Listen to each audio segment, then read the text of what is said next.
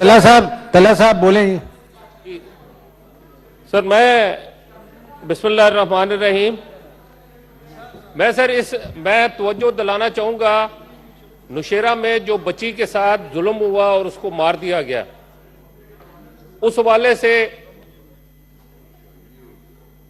तला साहब ये पब्लिक इंपॉर्टेंस है ना, इसको ले लेंगे बाद में आफ्टर द। मैं सिर्फ ये चाहता हूं कि ये मैं जो पॉइंट रेज कर रहा हूं, अगर आप इसे कमेटी में रेफर कर दें, मैं वहां पर डिस्कस कर लूंगा। ये बड़ा इंपॉर्टेंट इशू है। इसमें बच्ची के साथ जो जुल्म हुआ और उसके बाद उसे मार दिया गया, उसकी फैमिली ने मेरे से रब्ता किया है। मेरी आपसे दरखास्त होगी कि इसको आप कमेटी को रेफर कर दें। मेरी इस हवाले से पहले भी बात हुई थी और मुझे बताया गया कि ठीक है, इस कमेटी तला साहब बिल्कुल करेंगे, बिल्कुल करेंगे। इसको आप रेफर करके भेज दें, थैंक यू। भेज दें। मैं जरा लीव एप्लीकेशंस पढ़ लूं, पे एजेंडा चलने दें। जी चलें जी, refer this matter to the committee जी। चलो।